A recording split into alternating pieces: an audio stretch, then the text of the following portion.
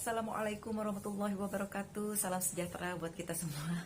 Apa kabar kalian yang penderita GERD dan terutama yang si anxiety yang sangat membuat kita kesel banget gitu kan. Apalagi si panic attack kalau udah datang rasanya tuh fight or flight. Kan cuma itu doang modenya, mode fight or flight.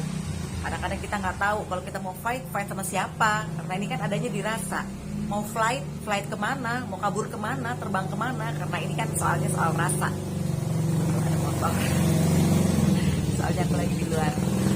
Oke, sekarang kita mau membedakan dulu nih tentang cemas-cemas itu ya. Karena yang aku rasakan, ini yang aku rasakan ya, cemas itu ada beberapa. Misalnya cemas ringan.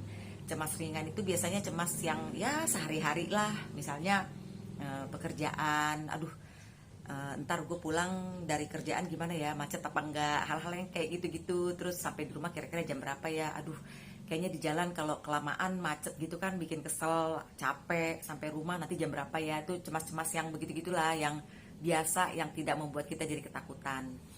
Terus cemas apa lagi ya, ya kalian tau lah pokoknya yang kecil-kecil gitulah, yang nggak membuat kita jadi ketakutan mati gitu ya. Terus yang kedua adalah cemas berat. Cemas berat contohnya apa sih, kayak misalnya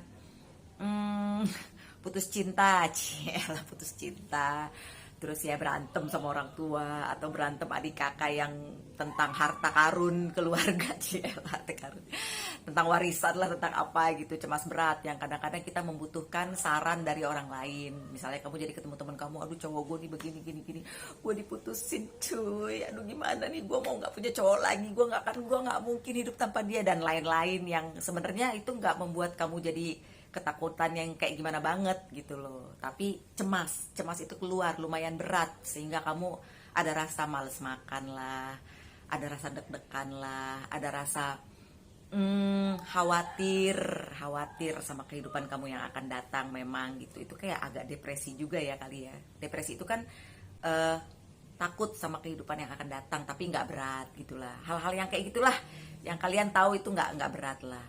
Terus ada lagi masuk ke anxiety. Nah ini nih yang aku rasain. Si anxiety ini kan ada simptomnya ya, ada seperti kayak gejala-gejala yang tidak mengenakan gitu. Beda sama yang cemas berat tadi.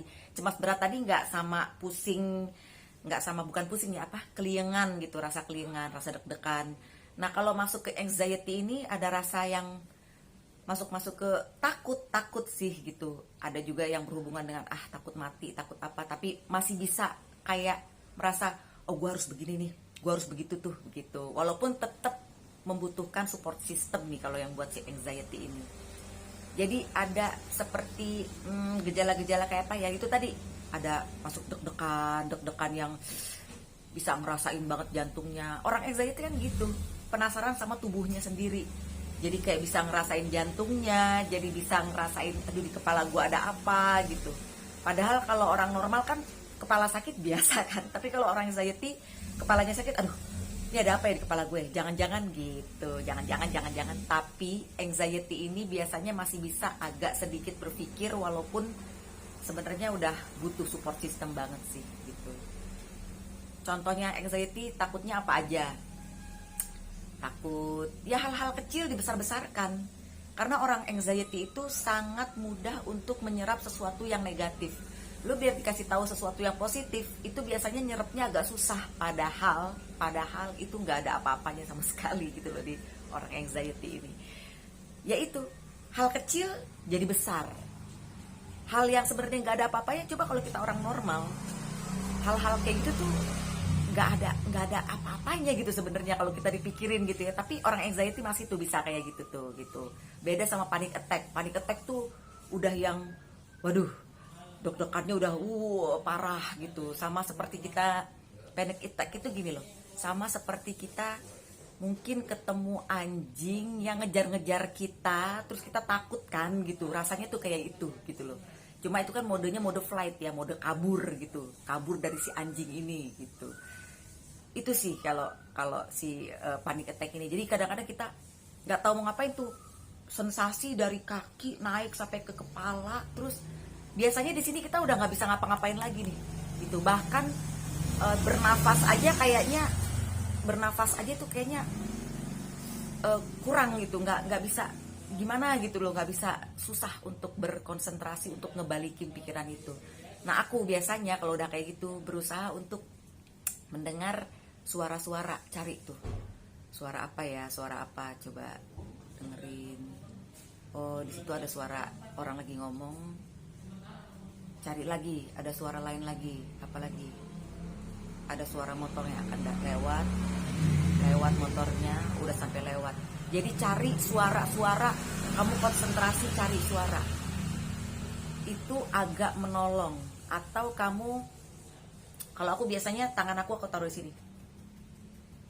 Jadi aku membuat suatu gerakan yang berulang-ulang, jadi pikiran aku jadi ke situ tuh, gitu.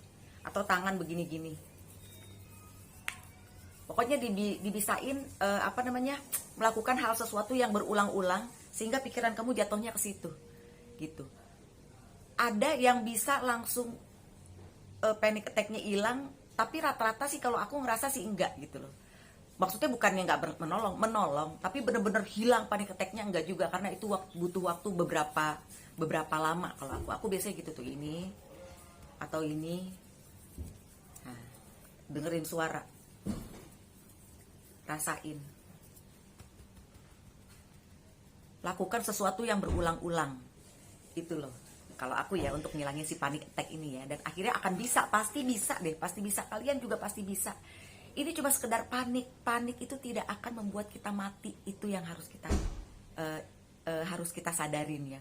Panik itu nggak akan bisa bikin mati cuy, gitu. Walaupun kita nggak boleh takabur, mati itu adalah urusan Allah Subhanahu wa Ta'ala. Mati itu urusan Tuhan yang Maha Kuasa. Kita nggak punya sama sekali kuasa untuk itu. Kita tidak bisa mensegerakan kematian, dan kita tidak bisa menunda kematian. Pada saat kamu udah di level seperti itu tuh, di level yang pasrah seperti itu enak banget loh sebenarnya. Walaupun kadang-kadang kita orang yang punya penyakit anxiety dan panic attack, aku yakin deh siapapun pasti ada kadang-kadang ngerasa gitu, pasti ada. Cuma bagaimana cara kita mengendalikan si rasa itu, gitu loh ya. Jadi itu tuh, cemas, ingat cemas ada 4 setahu aku, yang aku rasain. Cemas ringan ya, cemas biasa lah. Kadang-kadang tukang sayur lewat nggak ya hari ini ya, aduh di kulkas udah nggak ada sayur lagi, ntar anak gue makan apa ya, misalnya begitu. Itu kan hal-hal yang kecil sebenarnya, karena kita tahu kalau tukang sayur itu nggak lewat, kita masih bisa beli di tukang sayur yang lain gitu. Atau bisa ya udah deh, males sedikit, dirajinin itulah, kita pergi ke pasar misalnya, seperti itu. Jadi kita masih tahu akan ada jalan keluar. Cemas berat ya itu tadi yang putus cinta ya pokoknya cemas berat yang contohnya kayak gitu-gitu deh, hal-hal yang membuat kita kadang-kadang butuh orang lain untuk memberikan kita sekedar masukan, atau kita sekedar punya orang untuk mau ngobrol gitu loh, bahwa gue punya kesulitan ini masalah itu, masalah keluarga, masalah suami, atau masalah orang tua dan lain-lain, yang kita butuh temen ngobrol. Kalau anxiety ini kadang-kadang ya itu susah untuk diungkap, karena kita merasa kadang-kadang juga orang nggak akan ngerti yang nggak sakit begini gitu loh. Tapi itu ada rasa ketakutan di diri kita, yang itu akan, kalau anxiety ini, rasa ketakutan ini sering terjadi sama kamu, itu namanya udah anxiety ya, udah sering terjadi gitu. Bukannya karena takut mati hari ini, takut mati karena denger ceramah, abis itu besok-besok nggak lagi, itu kayaknya bukan anxiety yang seperti itu. Beda, anxiety ini kan ada rasa yang berulang-ulang setiap hari. Nah itu, dan ketakutan dalam hal yang sama, atau hal yang pokoknya berhubungan dengan sesuatu yang sangat sebenarnya belum tentu terjadi, tapi kita udah takutin gitu. Nah nanti anak-anak dari anxiety ini ada lagi depresi lah, ada lagi si orang yang takut akan penyakit, kayaknya dia merasa di tubuhnya itu ada aja penyakit berat, padahal belum tentu. Walaupun dia udah ke dokter, udah EKG dan segala macam, dan dinyatakan oleh dokter jantung misalnya ya, udah EKG dan segala macam, dan dinyatakan bahwa dia tidak apa-apa, tapi tetap aja di hatinya kayaknya ada yang kurang, kayak dokter itu nggak bener, kayaknya obatnya ini nggak bener, terus aja nggak percaya dengan dokter. Nah itu hipokondria kalau nggak salah. Hipokondria itu takut akan badannya tuh kayaknya ada penyakit berat aja gitu. Walaupun sebenarnya kalau kalian begitu ya wajar-wajar aja kalian ke dokter, tapi percayalah kepada dokternya gitu. Jangan udah 2 dokter, 3 dokter, 4 dokter, 5 dokter dengan diagnosis yang sama, diagnosa yang sama, terus kalian tetap aja nggak percaya aja gitu sama dokter itu, bahwa kayaknya gue nggak yakin deh, kayaknya masih ada penyakit deh, kayaknya itu tuh udah hipokondria tuh, kayak gitu tuh, selalu merasa bahwa dirinya punya penyakit berat. Depresi itu takut akan masa depan kayaknya ya, kayaknya gue nggak akan begini, kayaknya gue takut nanti anak gue kena begini, gue takut begitu, padahal dia juga nggak ngapa-ngapain. Padahal kalau untuk supaya dia takut anaknya nanti suatu saat amit-amit takut jadi narkoba misalnya, kan dari kecil udah bisa dikasih tahu itu bahwa narkoba ini begini, nah itu begitu, nah apa, karena kan kita sebagai ibu biasanya didengar tuh sama anak sampai 1000% biasanya gitu loh. Ini juga contoh nih buat ibu-ibu, hati-hati gitu ya. Nah terus apalagi ya, aku dulu waktu kena penyakit ini di awal-awal itu hanya percaya kepada dokter, psikolog. Aku sempat ke psikolog waktu itu, belum ke psikiater, pergi ke psikolog. Tapi sehari-hari tetap tuh, walaupun aku udah makan obat, nggak ada gunanya. Nah ini nih biar kamu tahu nih, waktu itu aku selama berminggu-minggu minum obat dokter, obat penenang. Ada beberapa obat penenang yang aku minum satu hari itu sampai 3 kali dan 3 macam obat penenang. Itu nggak ada gunanya sama sekali, tetap panic attack. Bukan anxiety lagi loh, panic attack, jantung berdebar terus. Aduh coba deh, itu rasanya kan kayak gimana, kayak end of the world banget gitu loh. Terus akhirnya ada saudara aku yang bilang sama aku bahwa temennya ada tuh yang begitu, adalah pernah bermasalah dengan perasaan seperti itu ya. Terus diajakin tuh ke tempat temennya gitu. Terus aku akhirnya dibikin relaksasi sama dia. Itu sangat membantu loh, relaksasi. Apalagi sekarang relaksasi udah banyak kan di YouTube.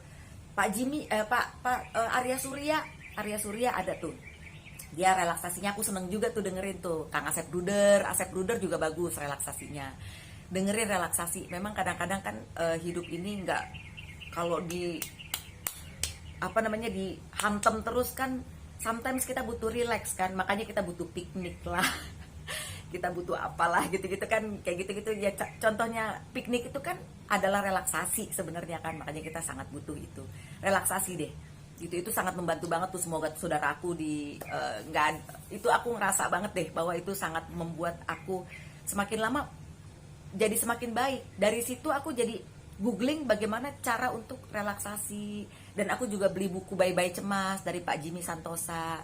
Terus dari situ aku juga mulai jadi kenal mentor-mentor GERD yang ada di YouTube tuh. Kamu tuh Eric Wibowo tuh bagus banget. Ini yang cemas-cemas ini nih, aku juga belajar dari Eric Wibowo. Coba deh channelnya buka, bagus-bagus banget channelnya Eric Wibowo. Rohimat Jaya Saputra, dari situ aku awal malah kenal mentor ya si Kang Rohimat Jaya Saputra, dia bagus banget gitu ya. Oke, terus apalagi ya, kayaknya sampai sini dulu lah gitu, biar nggak terlalu membosankan ya, terlalu lama nanti. Udah 13 menit loh udah 13 menit kan cukup lama ya. Oke, sampai di sini dulu. Jadi kalian juga tahu tuh bagaimana perbedaan cemas-cemas ya, cemas ringan, cemas berat, dan lain-lain, supaya kalian bisa mengetahui dulu kalian tuh adanya di mana gitu loh. Ada lagi juga cemas yang kalau banyak orang dia malah takut gitu loh. Pada saat dia misalnya ada rencana dari keluarga atau temennya yang ngajak dia untuk keluar besok, atau gimana untuk ketemuan gitu, untuk ngobrol, dia malah semakin takut. Kalau aku nggak yang seperti itu tuh cemasnya. Aku kalau ngobrol sama orang malah hilang tuh cemasnya. Kadang-kadang aku kalau keluar ke pasar atau ke mall, yang tadinya cemas jadi lumayan hilang gitu loh. Jadi beda-beda. Jadi kalian cari tahu tentang itu. Cuma kalau bisa jangan googling banyak-banyak ya, mendingan dengerin para mentor deh di YouTube. Eric Wibowo bagus loh itu. Dia benar-benar mengupas tentang anxiety, tentang tentang panic attack, hipokondria dan lain-lain. Dia sangat mengupas itu. Ilmunya lumayan tinggi untuk hal-hal yang seperti itu. Gitu. Jadi kalian jangan lupa ya dengerin mentor GERD yang lain ya, supaya kalian tuh kuat di itu kalian, hati kalian, supaya kalian lebih cepat untuk melihat dunia ini sangat indah bahwa kita masih hidup, kita masih bernapas. Insya Allah kalian semakin baik-baik aja. Oke guys, sampai di sini dulu. Semoga video ini bermanfaat. Jangan lupa untuk komen di video ini apa yang kalian rasakan, apa yang pernah kalian rasakan selama kalian punya penyakit ini, supaya orang-orang yang berpenyakit kayak kita juga, mereka membaca dan mereka tahu bahwa bukan mereka aja yang sakit begini, bahwa banyak orang yang sakit seperti kita ini. Itu aja ya. Oke, assalamualaikum warahmatullahi wabarakatuh.